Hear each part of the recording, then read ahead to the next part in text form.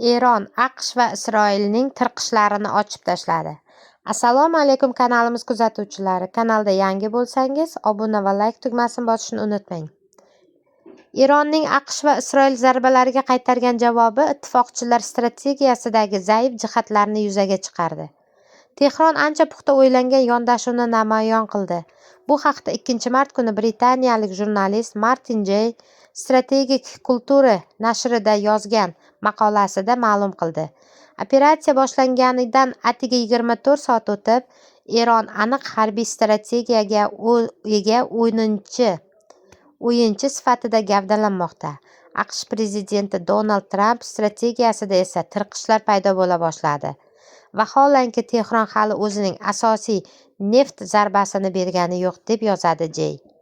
Muallifning ta'kidlashicha, Islom Respublikasi oliy rahnamosi Oyatulloh Ali Xameneyning halok bo'lishi AQSh uchun mutlaq g'alaba bo'lmadi, chunki uning vorisi allaqachon boshqaruvni tizimga jalb qilingan edi.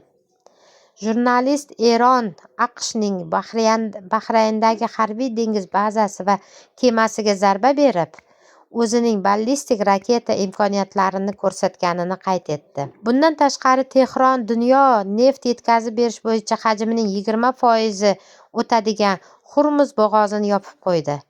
Muallifning fikricha, agar Fors ko'rfazi davlatlari hujumlariga qo'shilsa, Eron ularning neft infratuzilmasini bir necha soat ichida yo'q qilishi mumkin. Bu mintaqa iqtisodiyoti va jahon neft narxlari uchun halokatli zarba bo'ladi.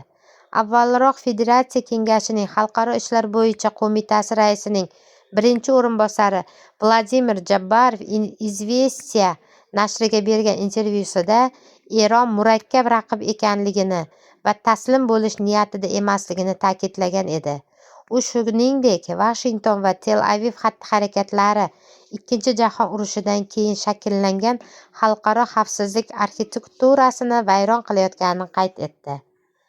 Do'stlaringizga ham yuborishni unutmang.